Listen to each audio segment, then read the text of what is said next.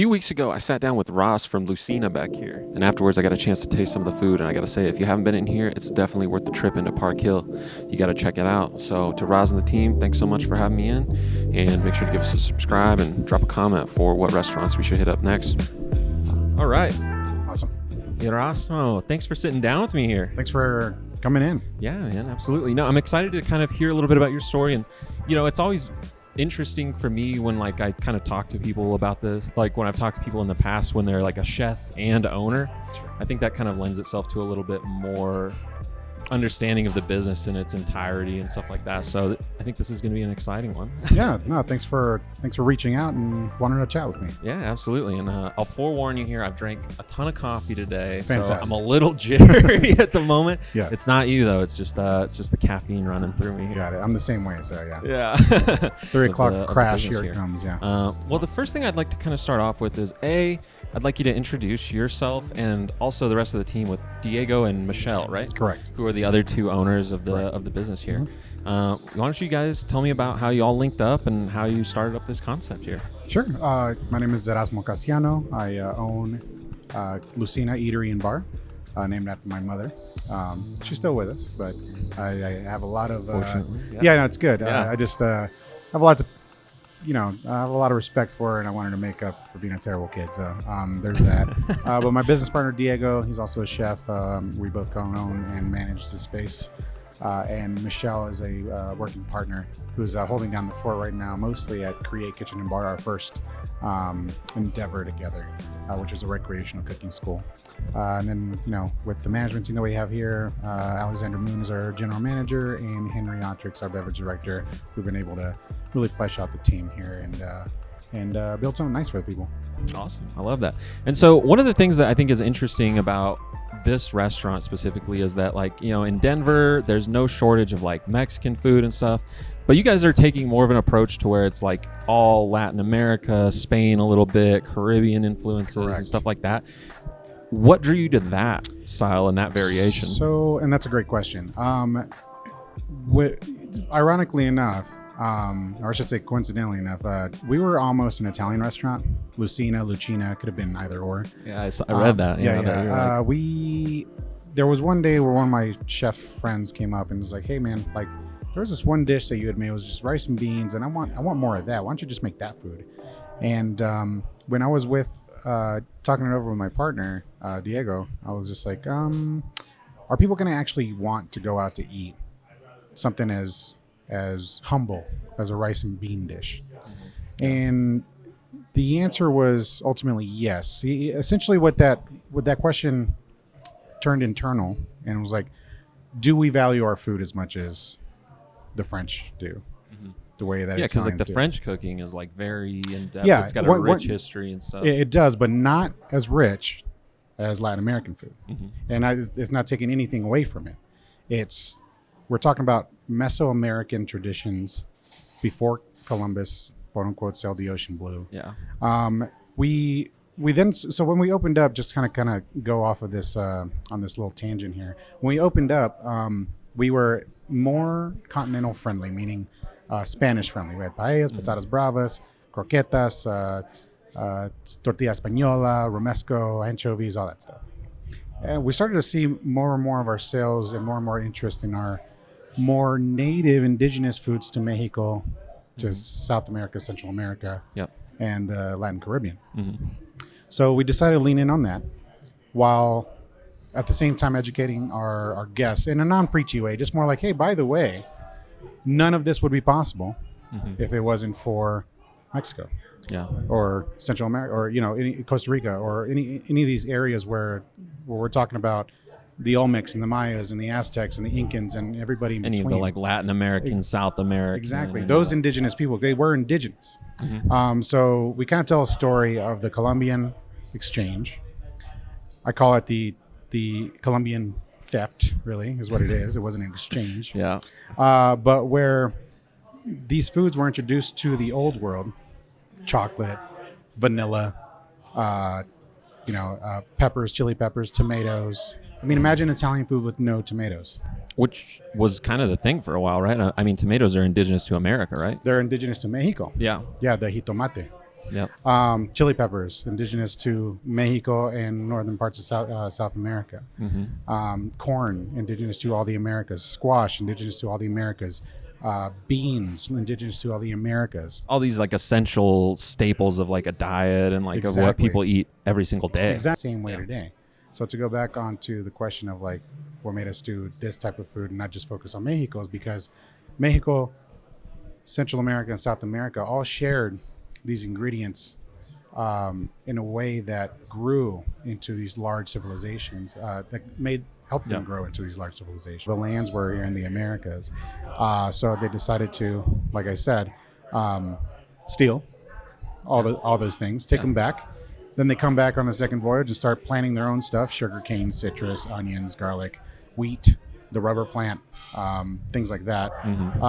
Which, again, we can fast forward to now. The silver lining is we have some delicious cuisines and cultures that were born out of, whether through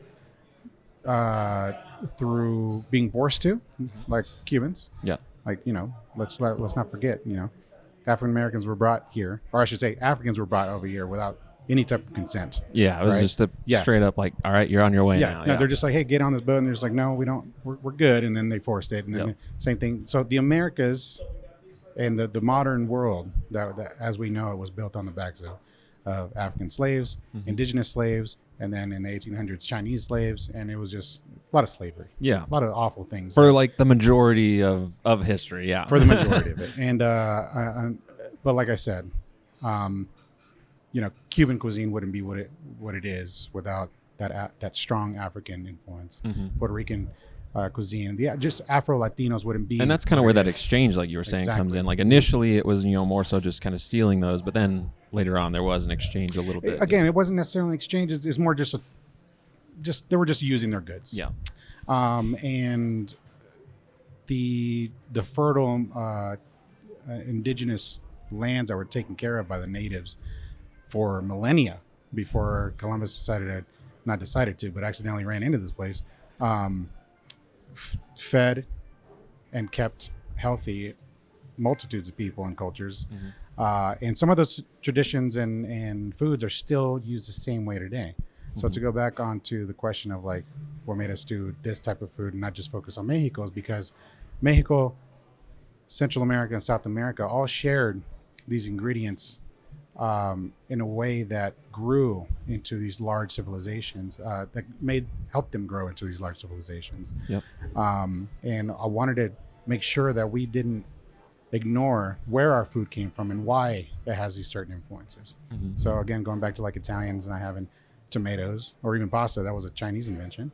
Oh, I didn't know that part. Yeah, actually. exactly. That's what I'm saying. I'm like, so what are we eating? Yeah. Olives, and I'm sure they had cheeses and things like that. But like, what were we eating before that? Before all these exchanges and trades happened. Rice was introduced by the Moors to Spain. Imagine Spain with no. Well, I've already named off like four very important ingredients to Spain. Yeah. Potatoes. Yeah, absolutely. Tomatoes, I mean, those are like essential, peppers, right, for the diet. Yeah, and and rice. Imagine paella not existing.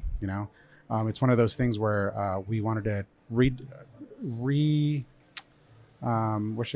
redirect people's eyesight and be like, yeah, let's focus in a little bit on the Americas and the rich cultures that are all made up through all these happenings through history. So interesting. So it sounds like when I was doing a little bit of like research into you guys as much as I could, finding stuff online, it sounds like you and Diego and stuff are fairly well traveled. Like you've been around to quite a few places and stuff. And it also seems like just from that interaction there that you have a pretty deep appreciation for like food history and like culinary history and how things are diffused, right? Correct. Did you kind of carry a lot of that in mind then? It sounds like that was very intentional with this concept. Like that was the whole intention. Honestly, it wasn't the whole intention. The first and foremost intention was to open up a neighborhood restaurant that is approachable, that's just nice to be in, to hang out, to get to know our guests, and to open up a restaurant that works against the grain in terms of what the restaurant model could be. Gotcha. It wasn't until about 3 or 4 months in where we were like, we're doing something here that I think should be brought to the front of the stage, which is what's the word I'm looking for? Not exposing, but just showing people, presenting them with new items that they've never tried before. I mean, even Yeah. with our masa production that we have here, we only have a couple of items using corn masa, the El Salvadorian pupusa, Hmm. and then the tlacoyo, which is a native Nahuatl word from Mexico, Yeah. which is a masa that's kind of stuffed with beans, and then we put some beautiful roasted pork on top in the form of the cochinita pibil.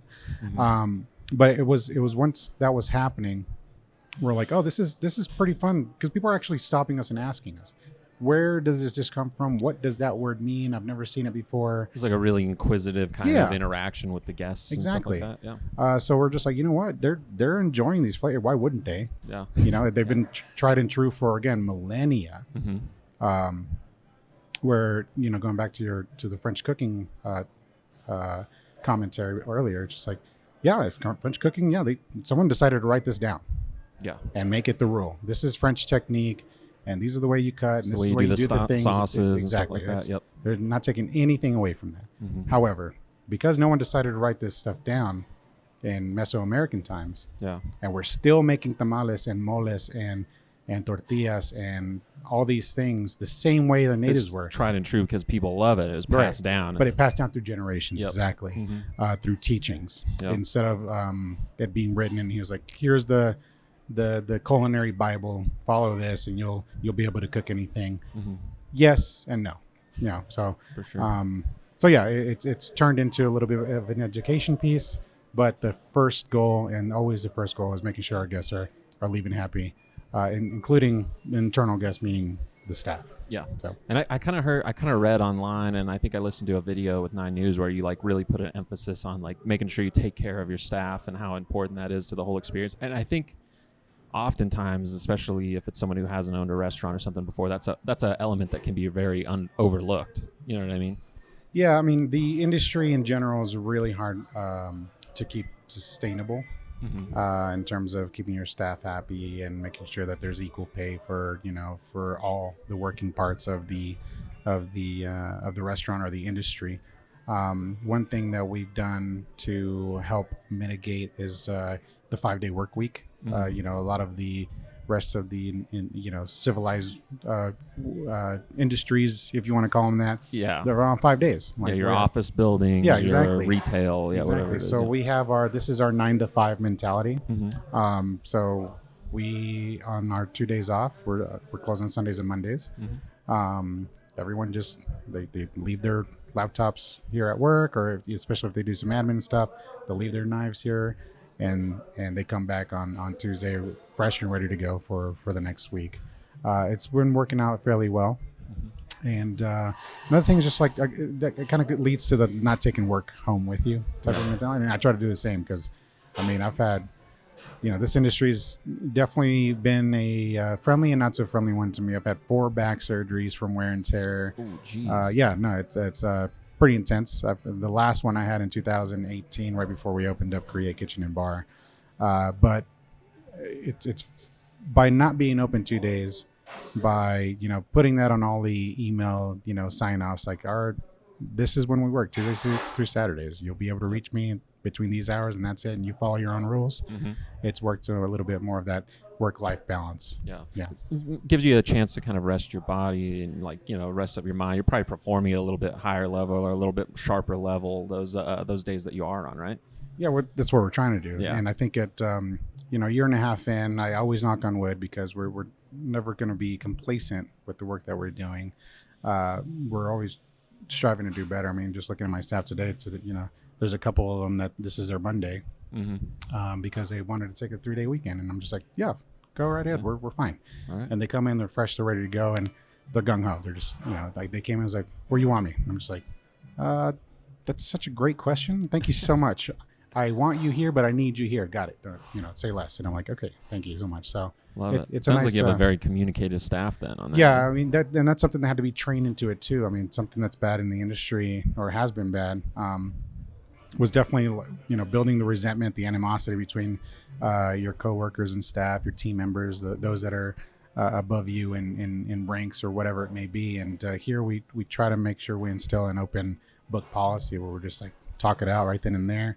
And to make sure that whenever we're weeded or we're stressed out or we need something on the fly, we're not attacking you for it. We just need it on the fly. That's all it is. You know? It's So nothing personal. nothing It's personal. just we the just job, we kinda. just need the thing right now. That's all it is, right? Yeah. So it goes back to like saying that one of my first GMs that I ever worked under, who I should say first GMs that I worked under that was inspiring. Victor Rojas. He's now he's a general manager and partner at Jose on Lovers in Dallas. Okay. And they have a great nixtamala program there. But he, all the French training, all the things like that. He's a sommelier. Now he's all in the world of mezcal. But he would always during lineup say, guys, to the staff, to the kitchen, it's food, it's drink, it's service. Yep. You nail that part. You nail that part. We nail this part. It's done. We get to clean up and go home. Yep. That's all it needs. Strip it down a little bit. Take Yeah. some of the I don't know, stakes out of it a little bit. Exactly. And kind of strip it down to what it is. Exactly. At its core. Yeah. Food and a good experience. Mm-hmm. That's it. And so that kind of leads into another thing that I was thinking about when I was looking at the website and stuff and kind of doing a little bit of background research there. It seems like a lot of this, and I think it says it in the name or in the kind of name eatery and bar, like this is supposed to be a bit of a gathering place, right? For the whole community, right? Is that kind of a Yes, thing? absolutely. And I'd love to say that it has become that. I mean, we have our people that we see every Tuesday, every Wednesday, every Thursday, every Friday, every Saturday. During the spring and summer, we had a book club that was coming in every Wednesday, taking up the round table behind you. And whether they came in here to spend a bunch of money or not, they kept our seats full. Yeah. And that drove more business instead because they're like, hey, they're popping off right now. Let's go in there and see what's up. Looks busy. Yeah, exactly. Let's go in, check it out. Exactly. So I'm super blessed to have like the staff that I do because they want you to come in, and that's one of the biggest parts of this industry too. Is just like service should be the important part of it. The hospitality should be the important part of this whole thing too. It's not just good food. It's not just a good drink. It's not just a cool like vibe or space. The vibes come off of the people too. So that's something that definitely is like can be so understated, or so underrepresented. I mean, there's been, not to dig on anything, and I don't want to like call anyone out, but there's been so many times where I've gone into a restaurant, the food's been good, the drinks were good, stuff like everything was fine, but the service and the experience was just like not friendly, and I'm like, I probably won't be coming back here for that reason. You know what I mean? Right. And I share the same sentiment with a few places that always miss the mark on one of the things. Mm-hmm. But we can call out the same amount of places that have great service, but mediocre food or beverage or one of the three parts that make this whole thing work. And I think the team that I've been able to put together, that Diego and I've been able to build up and train up, and also try to inspire as much as possible to see the bigger picture of this whole thing. The guests that are coming in here are the reason we do this. It's not to put my name on a pedestal or your name on a pedestal. Like, they don't care about that. They just want to know if this is a reliable place to come grab a great drink, a great dinner with friends, break bread, cheers, pay their tab, and get out of here without questioning what they just spent their money on. And that's something I always strive for. Awesome. So it sounds like after talking to you here for a couple minutes that like you, between this and like Create and previous experiences, you've been around this industry for quite a while. Like, what is your background prior to owning your own concepts and your own kitchen and stuff like that? Yeah, I've been doing this for 22 years now and counting. Only industry I've ever worked in. I started off as a griddle cook at a Brahms ice cream. I was making first I was scooping ice cream, and then they put me on the griddle making burgers and fries. Oh, okay. I was like, griddle cooking at an ice cream place. What are you guys cooking on the griddle? Yeah, no, it was a whole they had 6 burgers or sandwiches on the menu with some crinkle cut fries, and then all the flavors of ice cream from Brahms Farms, dairy farms. That's where I kind of like fell in love with it. I'm like, wow, people are really happy with the person that's handing them a scoop of ice cream. Yeah. It's like the same way, like that's why people love bartenders. Like, they're handing them their vice right at the moment. And that whole exchange is, I think, what made me want to go into this whole thing. From there, I started serving at a Denny's at the age of 15, 16. Yeah. Then I started working at Outback Steakhouse as a server, busser, host, dishwasher, prep cook if they needed the hands, etc. And when I was in high school, there was a culinary program that just kicked off there, since it was more of a Like in your in the school? high school, in the high yeah. school. And this is all in Texas, by the way. Okay. And they had just gotten this big grant because it was going to be the premier high school for, I guess now it's called STEM and vocational things. So it was like a STEM school and vocational stuff. And I'm just like, all right, this is a pretty cool high school, but they had a culinary program there, and that's where I kind of like got a chance to work in different restaurants in Dallas. And I'm like, yeah, this is something I definitely want to do. I remember meeting a operations manager at the time. He just came in, just kind of like career day type thing. Yeah. Just came in. Tell you a little bit about Yeah, what he does, exactly. what he's about. Yeah, full-fledged suit, double Windsor knot on his tie. I'm just like, this guy's pretty suave, right? And Yeah. he's just like, yeah, this is what I do. I run the operations for 5 restaurants Okay. in this concept. I'm like, I want to do something along those lines, but I think I just want to keep my hand in the food part of the whole thing. From then on, I just worked at a couple more restaurants in Dallas, and then I moved up to Denver and wanted to start fresh in Denver. I had And when was that you came to Denver? 2009. Okay, So 2009. before the big rush of Californians and Texans. So So you've been here for a while. You were original. You were one of the first. I feel kind of like, transplants. I feel like I was just like, oh, this town is awesome. Like there is no traffic. It's easy to get from A to B. I get to go to the mountains whenever. It's a quick drive. You know? 2009 was because I grew up in just outside of Denver, a little suburb to the north here. Nice. It's changed a ton since lot. 2009. A lot. Denver A lot. was a different town. It was a different town. I think there were still remnants of it being a cow town. There was still that Western look to it. Big time. And I actually enjoyed that. I thought it was nice, but and a little bit more warm than a few of the different phases that it's gone through. Yeah. But I moved out here in 2009, just started working downtown, and just kind of kept my head down for the next few years. And next thing you know, I ended up with my first back injury, and then another back injury, and then this is before like the ACA had passed, so I couldn't get any actual help with some of these injuries. And after the second one, I think my wife told me, you can't work in restaurants anymore. Like this is literally backbreaking. Yeah. Literally. Yeah. Literally. Twice over. Yeah. Not just once. Yeah. It turns out I have like degenerative disc disease or whatever in my back. But after the second one, I had met Diego because I started teaching cooking classes, recreational cooking classes. And I was like, this is easy enough. I don't have to be on my feet for 16 hours a day. Not quite the same hustle as being in the kitchen in the back of the house. Exactly. There. Yeah. But I get to at least like keep my hand in food, and then I get to teach people how to make food. And it's Mackenzie said it best. My wife Mackenzie, she said it best. She goes, "It's just like teaching your line cooks, just cuss a lot less." And I'm like, "Good point." Yep. And but yeah, I found a little bit of joy in that, and I'm like, okay. That's when I started putting pen to paper, though, because I'm like, there's something about this that might work. And for me, it was like service based. On the recreational teaching side? On the recreational teaching side. I'm like, this is cool. Like people are coming in, they get to cook. We give them a little splash of wine. I'm like, man, if you just attach a bar to this thing could really just pop off, right? So started taking some notes, and next thing you know, Diego and I are paired up to do, because there was always a chef instructor and like a chef's assistant, because 16 to 20 people or whatever. It'd be a lot for one person to manage. Exactly, with knives in their hand that are all novices to intermediate. Last thing you need is someone like losing a thumb in the middle of a class. Exactly.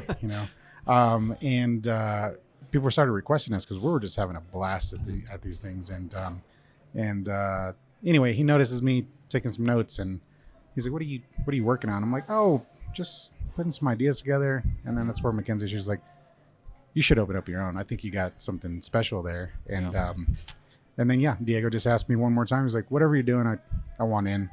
So we got the meeting of the minds together. His wife Anna, fantastic personality, character, all the fun things. We made sure they made the decision because we're just dumb brute chefs. So we're just like, we want to make sure we're making a good. You got to have the decision. backup at home there who's like, yeah, this is the move. I think this is a good idea. Yeah, exactly. So that ended up happening. We ended up opening up at the Stanley Marketplace in November 2018. I had my 4th back surgery at the time now. Yep. The back surgery to end all back surgeries, hopefully. And hopefully they fixed it this time. Yeah, we did a anterior approach, multi-level fusion, spinal fusion. That means they went through the front. That sounds pretty intense. I got to be honest. Pretty hardcore. That sounds like a long recovery. Yeah, I actually I lost, what is that, 30, however many years of like wear and tear on that spot, and wow. now I have a 7-year-old, like 3 vertebrae that are 7 years old, so that's pretty good. Brand new. All Yeah, right. exactly, brand new. Yeah, they make the X-Men joke like I got the vibranium, but I'm just I wish it was vibranium, but that happened, and we had a great first year. Then COVID, as we all know, happened, and Kind of upended the whole restaurant whole industry a little thing. bit. Everything, really. I mean, but yeah, that was an interesting time. I'm totally down to call it the blip because that's what it felt like. yep, I don't even remember how I spent our days. just a lost During 3 years, basically. Yeah, exactly. That's what it felt like. But we were doing so well at the cooking school that we knew that this week, after all this hard work, this couldn't be it. And there's no reason that there's no actual good reason that the recreational cooking school survived, the worst parts of that pandemic. Yeah, because that's not like restaurants are open and stuff, but like a cooking school, people have to be in there in groups. It's a social environment. Yeah, it's a very social environment. The exact opposite of everything that COVID was designed. Exactly. So we, I think it was week 2 where we were all told to stay at home. Diego started filming YouTube tutorials on how to make little meals Yeah. for the families, and I started doing the same thing via Facebook Live. And I started getting a little bit of a gathering of people joining in, and then they started tipping, through Venmo, because I think somebody was just like, "Hey, do you have a Venmo? I'd like to tip you for this." Yeah, throw your Venmo up there. Get some tips yeah. So we that threw our way, yeah. Venmo in there, and so I would tell people, like, have these ingredients ready, and meet me online on Friday. I'm gonna show you how to make pasta. I'm gonna show you how to make risotto. I'm gonna show you how to do whatever. Yeah. And we went through quite the fun culinary thing. We made Thai food. We made tom yum goong with sticky rice. Yeah. We did sopes with So you're shrimp. doing some stuff that's like a little bit more in depth to like cook up than just like yeah. how to make like a good burger or Right, something exactly. like that. I wanted people to be like, yeah, we can make some really good stuff at Yeah. home. It's gonna be great.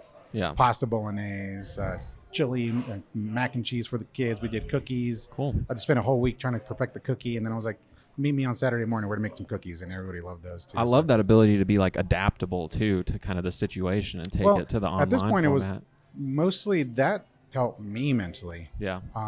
Those were hard times because I thought all this work to open up a business that we put all our heart and soul into, and Michelle Michelle Wynn, who's now our operations manager for both spaces.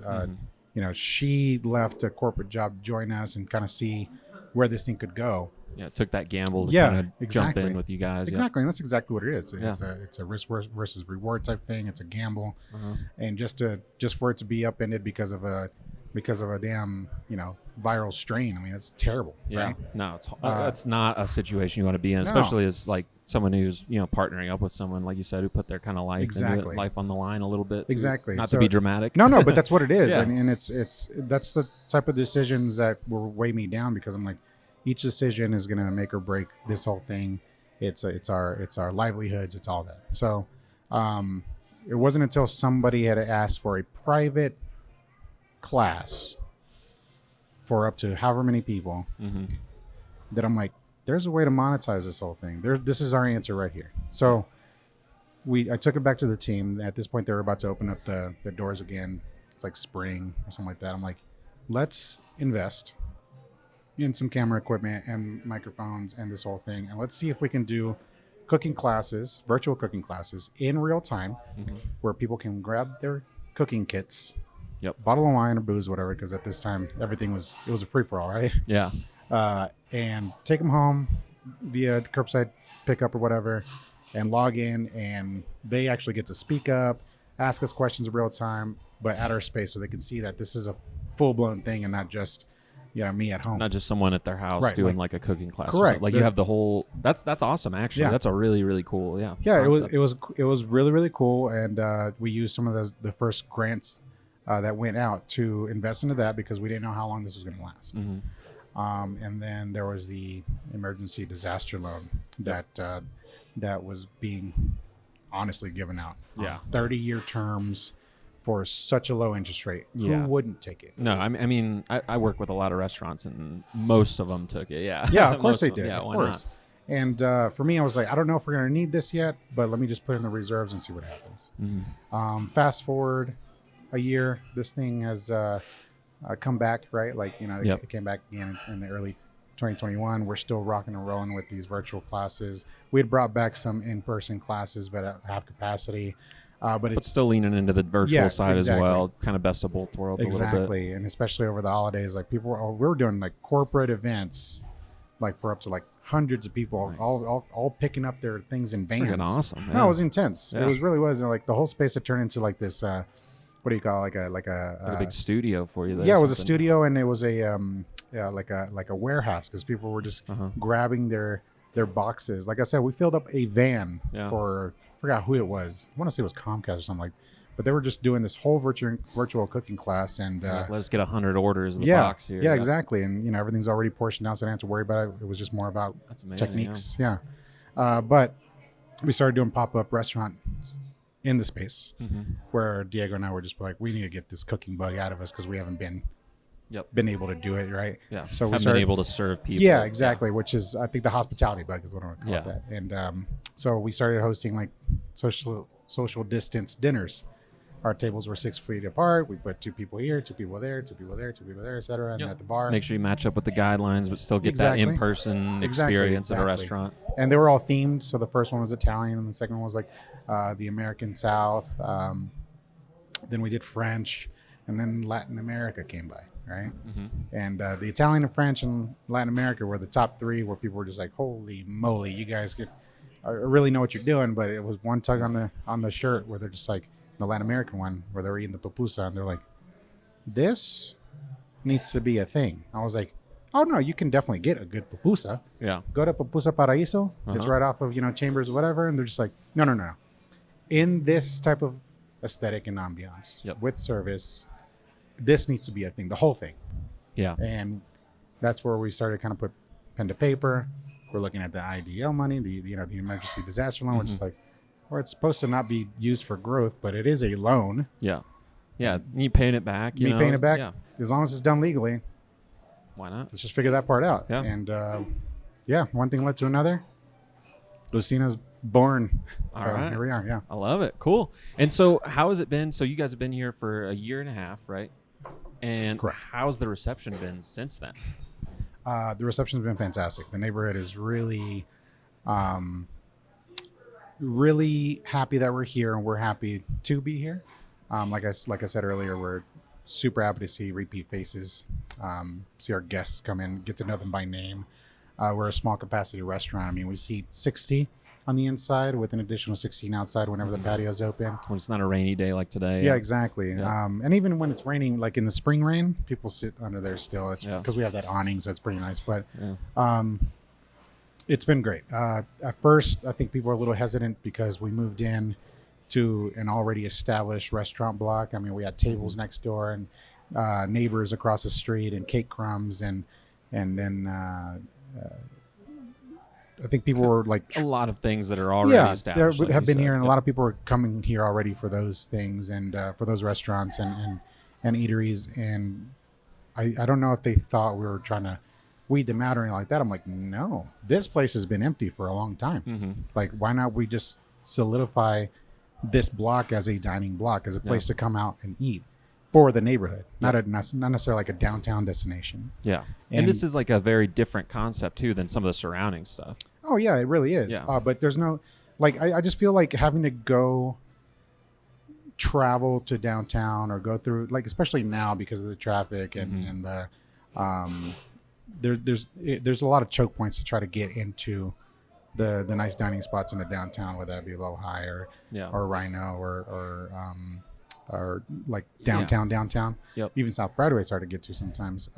It's nice to be able to put a good option right in the middle of a neighborhood and have that captive audience. They're like, man, we don't feel like getting dressed or going downtown or anything. Let's go down the street though. Let's go down the street. Yeah. Exactly. Just put on some jeans, will you? Get out of those slacks or your pajamas and at least put on some jeans. Let's go have a good time. And I love it. I love seeing our restaurant full of happy faces. So, Yeah, that's great. And I kind of noticed that even on like social media where you talked about like I don't remember the guy's name, but there was like a regular who was in here who like passed away, and you guys Yes. like made a feature out of that specifically. I mean, it seems like you've been able to cultivate a lot of very intimate connections with your community here.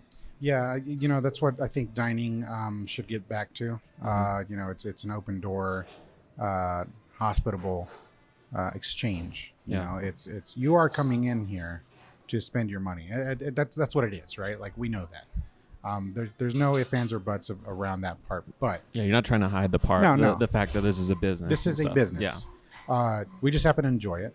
We Yep. happen to enjoy your presence. And Neil is the person you're talking about. He came in, no joke, not an exaggeration. So like three, 4 times a week or something like to that. 5. 3 to 5. Yep. There was a moment. There was a good run there that he was here 5 days a week, Wow. and he ordered the same thing. And there was this one time he would always get a burger, no fries, sub salad, and light beer.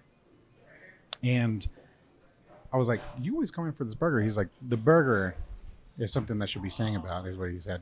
Yeah. He's like, "I kind of feel bad not ordering all the other stuff to you." I was like, "Do you want to try something?" He's like, "Next time I'm going to try something." So the next time he tried it, he's like, "That's really good, Yeah. but I want that burger." Get I'm the like, burger again. "Just get the burger. I don't care that you Alright. come in and get the burger. Yeah. The burger's on there for a reason. If I Yeah. didn't respect the burger, it wouldn't be on the menu, you know?" Mhm. And it is a very special burger. But he always got that.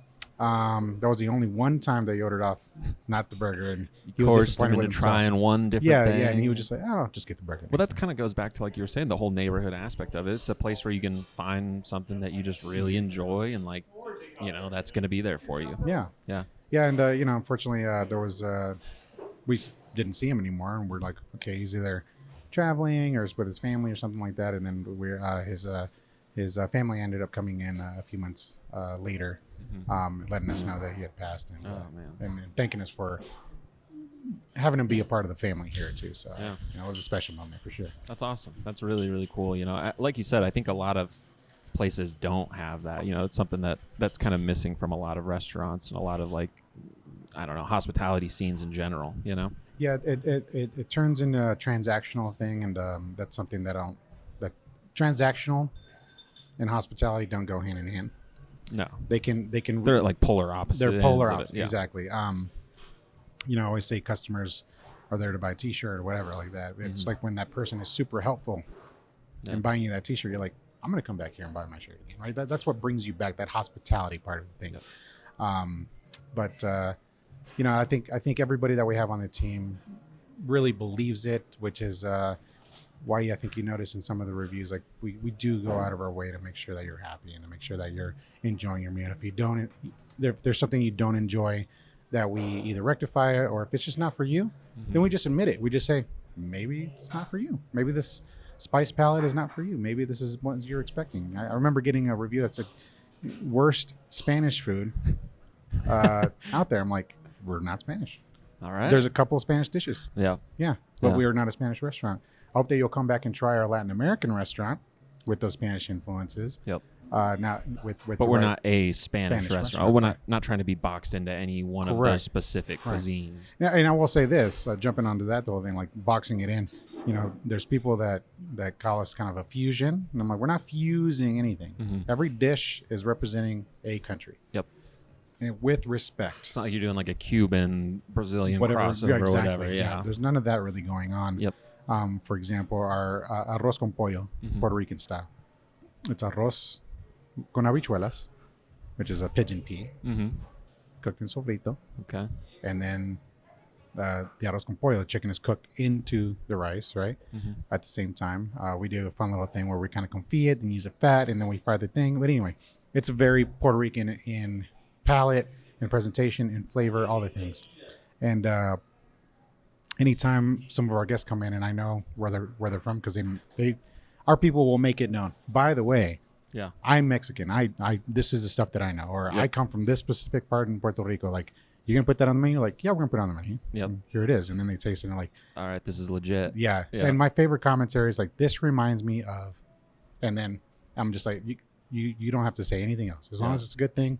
Yep. That makes me feel that we're putting in the right time Yeah. and effort into conceptualizing each dish. Yeah. They can associate it with like a fond story or Exactly. memory or experience that they've had. Then you're like hitting the note just yes, right. Yep. and that stuff is that type of stuff is what fills my cup. Whenever, I mean, we've had a few people cry, which is interesting. wow. Yeah, no, that's a really hard Well, core food's memory. such like a something that you can associate with like actual memories. I mean, I'm sure they weren't crying about the food, but I'm sure it was like whether a family member or like an experience or something Correct. like that. Yeah, there was a couple where I was like, oh man, this rice and beans, the arroz con gris.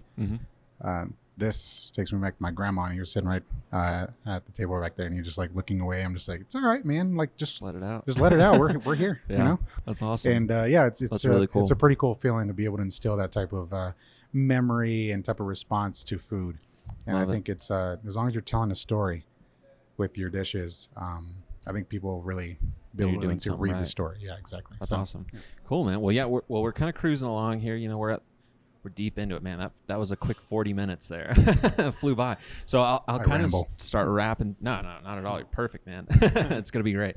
So I'll kind of start to wrap it up with what you were saying there. You know, what advice would you give to someone who maybe has never opened a restaurant before but wants to, about cultivating that environment and that experience? Well, I think we need to touch on the one bullet point that we did bring up and kind of like glazed over is, you know, this is a business. Yep. Understand that first and foremost. If your dream and idea and plan and your plates, your service, your cocktails, all the things are driven with the business mindset, needs to make money. Yep. Then go for it. If you can't make the math make sense, then switch it up. It doesn't say just give up on the whole experience. It's just change something. Yeah, it's got to make financial sense as much as it does conceptual sense. Exactly. Yeah. And it's something I learned in business school. I attended the leading edge business planning course, and they had something called the MVP, and I want to get that tattooed on me. MVP is MVP? not MVP. Yep. It's not the most valuable player. Yeah. It's your minimal viable product. Yep, minimum viable product. Yeah. Yep. So taking me back to my business school experience. Exactly. Yeah. It's important though. Yeah. And I was able to apply that to all the things. What do we need to open and be successful? What do we absolutely need? What do we need to open and serve the guests? What do we need to give off the right type of branding? What do we need to be able to serve a great cocktail? Do we need to have 30 items on a menu, or should we have only 20? You know, what do we need at a minimum? And from there, anything that's coming in that's extra, if we end up with a surplus on things, we can start to flex that a little bit, right? So as long as you open up your doors with your minimal viable product and you're not spending things on exorbitant materials for no reason, like no joke, those booths back there we just installed about a month ago actually. Yeah. Those were park benches. Gotcha. And because we ran out of funding, we ran out of money. I'm just like, just put park benches over there.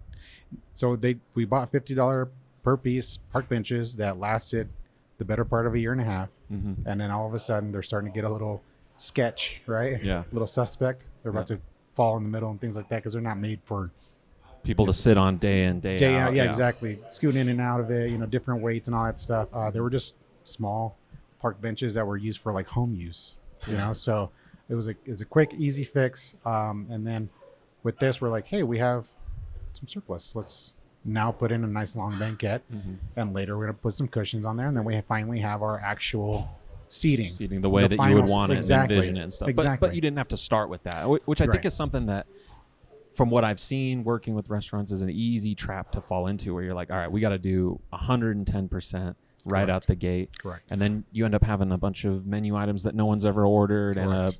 And a $60,000 bar top or something like that. Exactly. And there's some things that you won't bend on, and that's fine, but you're gonna have to cut from the rest of it. Yeah.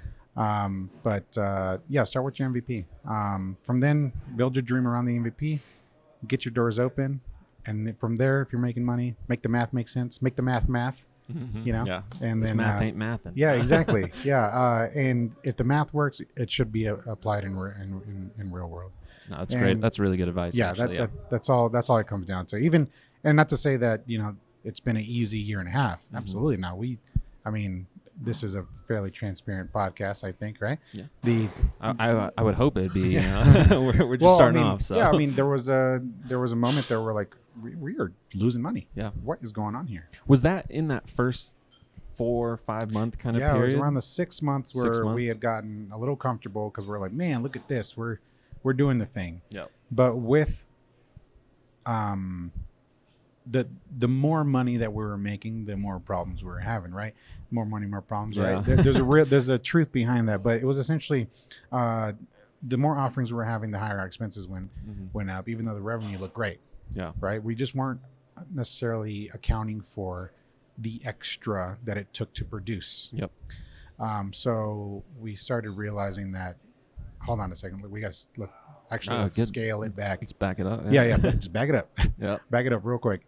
And we can still kind of give off the impression that we're doing more offerings or providing more without having to spend on a whole nother team, staff, or having to keep that stuff on the inventory. Let's rethink that stuff. Like you were just saying, like making this one menu item once a week for this one person. Yeah. That it's never going to be make worth sense, it yeah. ever, No. So Unless that person's bringing in like a ton of people, Right, what I mean? exactly. Yeah, unless it's like a very, yeah, exactly. And but so I made the math. I didn't make it math. The math be math, and like you just said, I just made it make sense on paper. Like, okay, this is our budget.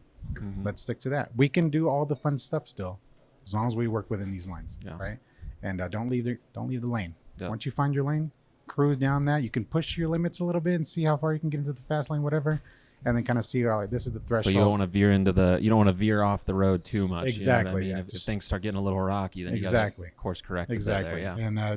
And don't be afraid of the course correction. You're literally taking words out of my mouth. Yeah, exactly. There you So go. yeah, like the pivoting or whatever you want to call it. Small pivots happen day in and day out in the industry.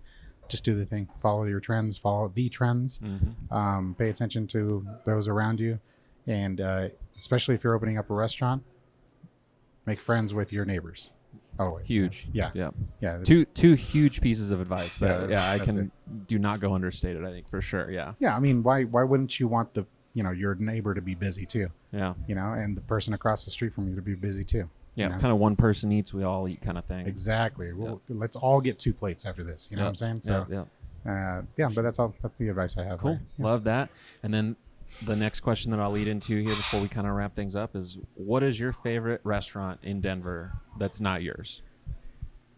Man, that's a hard question because I feel like we're in a culinary renaissance right now. There's like a nice flex of talent coming out right now. Could be a couple places. I can't name one. I was going to say. Yeah, it could be a couple places. You can shout out a couple. Yeah. I just dined at Annette, scratch the table at the in Aurora. Fantastic. I've been going there since they opened, and always a solid meal. Very inspirational, and I know chef has always been kind of a phone call or a text away with any type of business questions I might have. Yeah. You and Wonton just opened up. Tui from Fucking Rapidos is paired up with them, and the bakery, Sweets and Sourdough. They're all in the same unit. That's where we get our burger buns made. Oh, okay. Yeah. And the baguettes that we use for our mussels. The rest of the breads that you see on the menu we make in house, but space issues. But they do a great job there, and now they're only like 3 blocks away, which is fantastic. Perfect. Sapsua, can't ignore them. They're they call themselves non-traditional Vietnamese. Very traditional, like Vietnamese flavors, but presented in a non-traditional way. That just opened up on Colfax, and I just had a stellar meal there a couple of weeks ago. Awesome. Ni Tuyo. Ooh, there's another spot that doesn't get enough love.